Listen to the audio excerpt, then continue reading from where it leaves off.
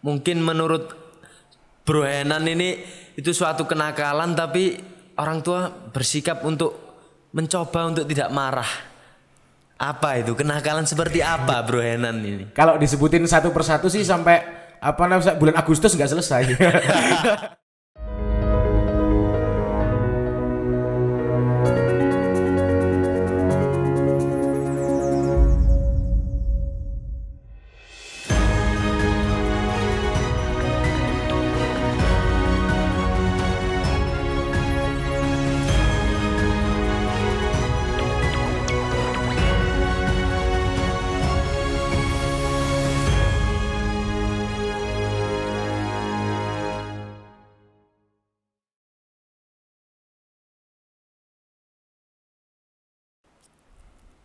Oke sahabat sekalian, assalamualaikum warahmatullahi wabarakatuh. Waalaikumsalam warahmatullahi wabarakatuh. Alhamdulillah kita hari ini kedatangan bintang tamu yang luar biasa. Dia bernama Bro Henan. Bagaimana Bro Henan? Aksa. Oke. Baik, kabarnya baik. Alhamdulillah. Jadi Bro Henan ini beliau kelas 3 sama seperti saya. Oke, langsung saja. Kita mulai dengan hal yang ringan dulu ya, Bro. Boleh. Bagaimana, coba ceritalah bagaimana masa kecil Anda itu? Ini masa kecil yang menyenangkan atau yang menyedihkan nih? Mungkin bisa diceritakan 50-50 lah. Kalau aku pribadi sih, dulu kecil itu bisa dibilang anak yang bandel. Maksudnya bandel itu ya banyak main, terus lupa pulang, kayak gitulah. Anak-anak yang banyak main gitu. Terus dari situ orang tua itu nggak pernah kayak marah gitu, nggak pernah. Maksudnya cara ngingetin aku nih, cara didik aku itu nggak pernah dimarahin. Jadi orang tua itu membentuk kesadaran. Jadi orang tua aku itu membentuk kesadaran sehingga aku tahu harus gimana, tahu mana yang baik, mana yang enggak, tahu yang mana yang harus dilakukan dan mana yang harus dijauhi.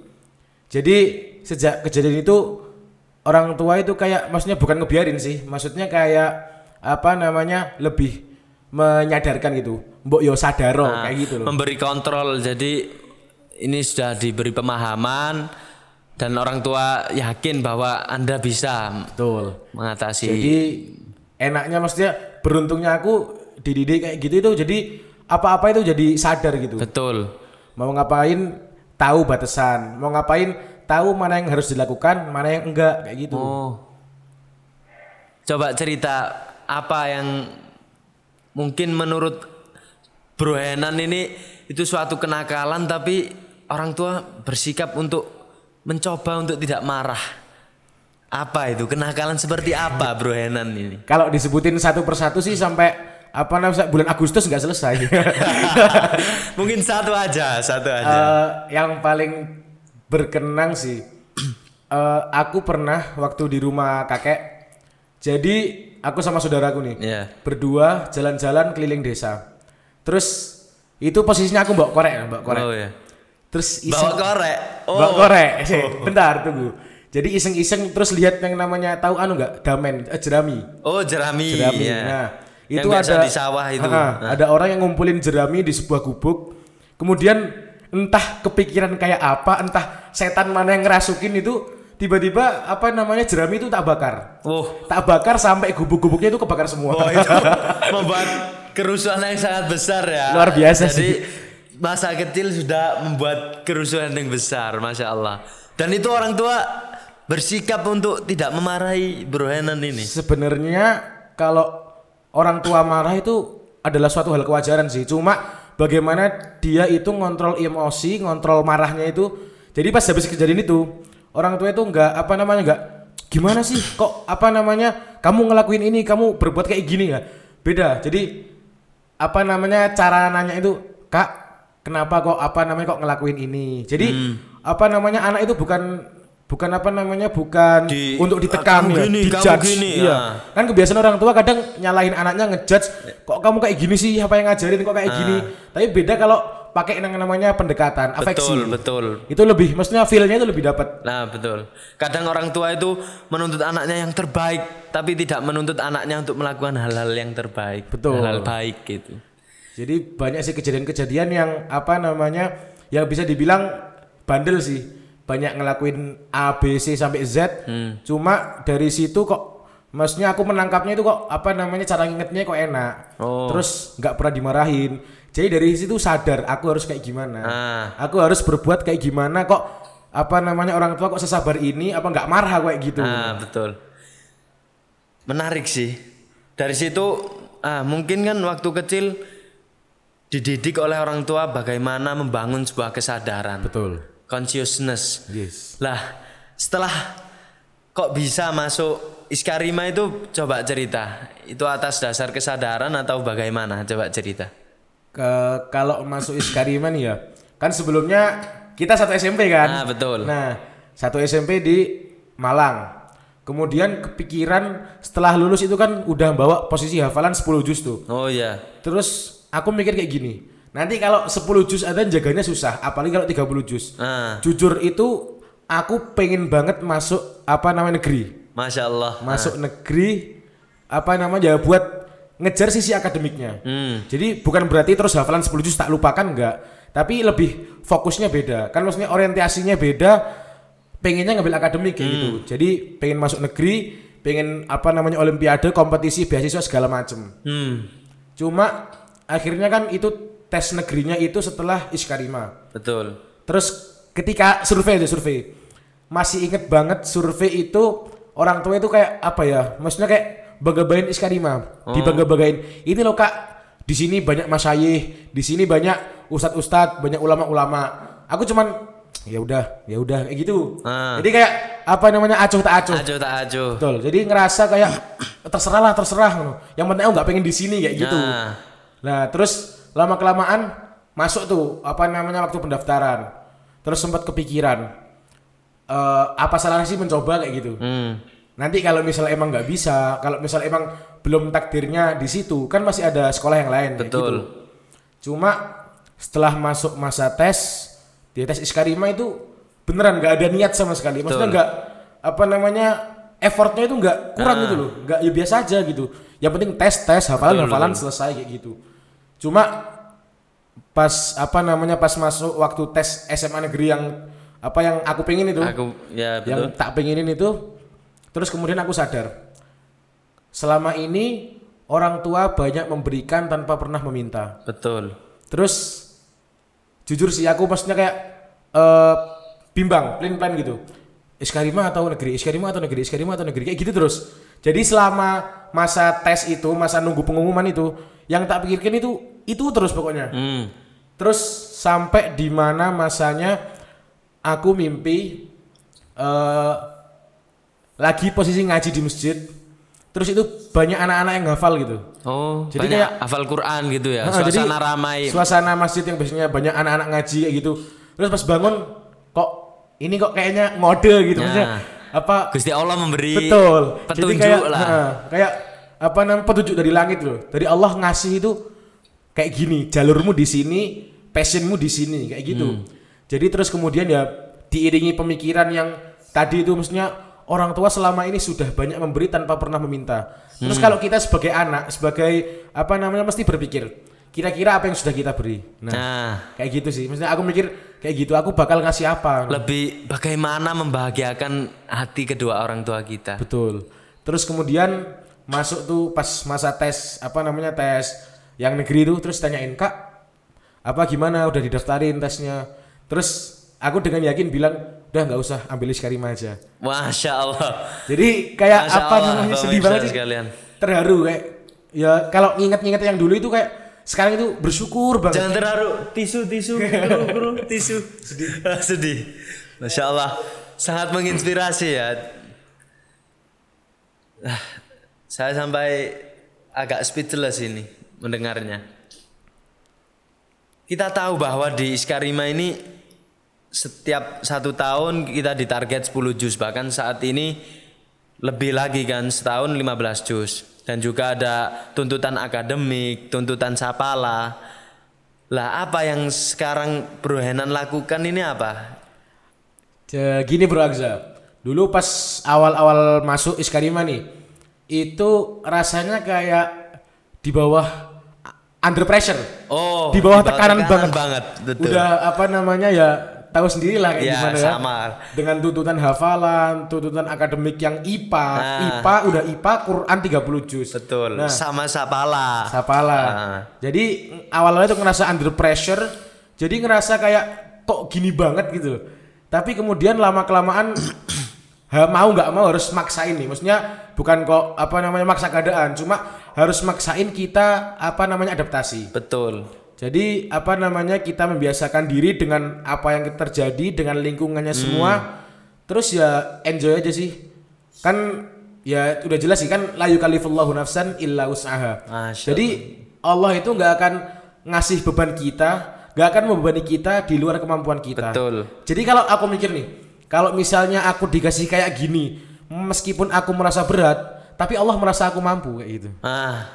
Jadi setiap amanah yang Bro Henan diberi amanah oleh orang lain, Anda memiliki prinsip itu la yukallifullahu nafsan illa wus'aha. Betul, ada di apa namanya bio IG. Oh, bio IG.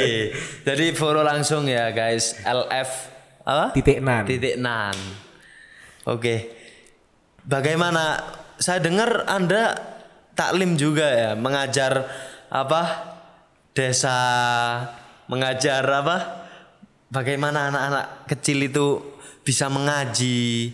Coba ceritakan, menurut Anda bagaimana membangun desa di negeri ini itu? Pembahasan yang cukup berat sih, cuma never mind lah, gak apa-apa. Iya betul. So mesti kita kan sebagai santri Iskarima, alhamdulillah kita dibimbing, dididik oleh ustadz-ustadz untuk berpikir ke arah sana kan. Betul. Mungkin bisa bagaimana membangun peradaban sih. Nah. Jadi ya kan Bro Aksa tahu sendiri, Iskarima ada yang namanya tiga pedoman lah. 3 visi apa namanya Hafiz, Dai, Mujahid. Mujahid udah dapat di Sapala. Hafid udah dapat di keseharian kita bersama Al-Qur'an. Selesai 30 juz. Cuma di sisi dai. Nah, ini yaitu yang Bro Aksa tadi katakan, bagaimana kita bukan dituntut sih, bagaimana kita dibiasakan untuk berinteraksi dan membangun relasi dengan orang lain. Punya tanggung jawab. Betul. Jadi kalau Bro Aksa singgung masalah taklim nih, sebenarnya kalau aku pribadi ngerasa kayak generasi muda, generasi anak-anak itu kalau nggak diarahin, kalau nggak dibentuk pasti hancur. Aku berani jamin pasti hancur. Maksudnya apa? Dengan keadaan kondisi sekarang, apa namanya zaman sekarang yang apa-apa gadget, apa-apa online. Jadi sudah sepantasnya, sudah seharusnya nih anak-anak itu diarahkan kepada pendekatan bersama Al-Qur'an. Jadi ngerasa kayak apa ya? Bukan ngerasa punya anak sih, maksudnya kayak ngerasa kita itu punya tanggung jawab ketika melihat anak kecil belum bisa membaca Al-Qur'an, ada rasa tanggung jawab. Aku harus bantu dia sampai berhasil. Betul, kan sesuai hadis khairukum man ta'allamal Qur'ana wa 'allamah. Sebaik-baik kalian adalah yang belajar Al-Qur'an dan mengajarkannya. Kita pribadi nih, santri Iskarima sudah belajar Al-Qur'an. Nah, tinggal bagaimana kita mengaplikasikan wa 'allamahnya. Kita mengajarkannya. Lah, jadi yang namanya taklim itu sebagai apa namanya perantara, wasilah. Kita punya tanggung jawab sebagai dai, punya tanggung jawab sebagai penyeru kebaikan sesuai visi misi Mahat itu. Betul. Kita tahu bahwa Indonesia itu memiliki visi 2045. Bagaimana Indonesia bisa memasuki 4 besar dalam ekonomi terbesar di dunia. Cina, ada sebuah stigma Cina tua sebelum kaya karena usia produktif di sana sangat minim. Bayangkan 2020 kita tahu di Cina hanya 15 juta kelahiran di sana. Sedangkan di Indonesia sangat banyak orang yang mana itu sangat banyak. Tapi apa? Kurangnya keilmuan itu tadi. Betul. Maka sangat besar potensi Indonesia untuk menyalip di posisi nomor 1 negara superpower. Ya dengan itu menyadarkan setiap usia-usia produktif untuk melakukan hal-hal yang bermanfaat seperti yang tadi Bro Henan jelaskan. Memang apa namanya kan pasti nanti generasi orang tua kita, kakek kita pasti akan tergantikan. Yang Betul. namanya estafet kepemimpinan, jadi pasti nanti ada masanya kita yang megang Indonesia. Betul. Terus nggak lama lagi ada masanya adik-adik kita yang kecil-kecil itu bakal megang Indonesia. Betul. Jadi harus dibentuk sejak ibarat pohon nih. Kalau misalnya dari awal udah bengkok, kalau pas ngelurusinya itu pas muda gampang. Tinggal diarahin. Kalau udah pohon tua, udah batang susah. Susah. Yang patah tumbuh, yang hilang berganti. Betul. Masya Allah. Mungkin sebagai penutup, apa yang Bro Henan ingin pesankan kepada pemirsa pada episode kali ini? Ini pesan untuk siapa nih? Untuk semuanya? Untuk semuanya. Mungkin kan banyak dari pemirsa ini para wali santri. Mungkin dari wali santri dulu. Nah, maksudnya ini bukan bermaksud menggurui atau gimana. Betul. Ya, cuman kita berbagi ilmu aja kan. Kita keep stupid, selalu belajar, selalu mencari solusi. Jadi kalau misalnya kita lihat sekarang itu banyak orang tua yang menuntut anaknya menjadi yang terbaik. Nah, Tanpa pernah berpikir bahwa anaknya dituntut untuk berbuat baik. nah, Maksudnya gimana? Jadi orang tua itu kayak nuntut kamu itu harus ranking 1, harus gini, harus A, B, C, D sampai Z. betul. Padahal yang namanya kalau anak nggak biasa digituin, maksudnya under pressure, itu justru malah hasilnya nggak maksimal. Nggak maksimal. Jadi kalau kita lebih bangun ke kesadaran. Maksudnya kita sebagai anak itu harus sadar dengan apa yang dimau orang tua, apa yang dipinginin orang tua itu kita harus sadar. Dan orang tua juga harus sadar yang namanya anak punya tujuan, maksudnya punya cita-cita selama baik untuk bangsa, agama. Nah, sudah seharusnya nih pasti disupport. Iya. Disupport, betul. Jadi lebih ke pendekatan. Maksudnya kan banyak kalau sekarang nih online itu lihat misalnya kita di restoran, Betul. lihat ada satu keluarga nih, itu makan atau main gadget. Iya. Jadi lihat mereka itu sibuk dengan HP-nya sendiri-sendiri. Betul. Padahal kan yang namanya situasi kekeluargaan, keadaan kekeluargaan itu perlu yang namanya komunikasi dan afeksi. Betul. Jadi harus ada komunikasi antara orang tua dan anak. Jadi orang tua tahu anak pengennya apa, dan anak juga tahu orang tua itu pengennya seperti apa juga. Jadi bisa saling support, saling mutualisme lah. Saling mendukung. Kalau anak tidak sesuai, maka anak berusaha memahamkan kedua orang tuanya. Betul. Begitu juga kedua orang tua memahami apa yang diinginkan anak. Betul. Kadang kan kita sebagai anak itu punya keinginan A misalnya. Betul. Padahal itu kita merasa itu baik. Cuma orang tua itu merasa kurang pas. Nah, di situ kan pentingnya komunikasi. Betul. Pentingnya afeksi pendekatan sehingga anak dan orang tua itu bisa saling support. Nah, Tahu, maksudnya ngerti karepe dewe-dewe. iya betul. Tahu maunya sendiri-sendiri kayak Win-win gitu. solution gitu ya. Yes. Oke, Bro Henan, thank you banget bisa hadir kali ini. Welcome Bro Agza.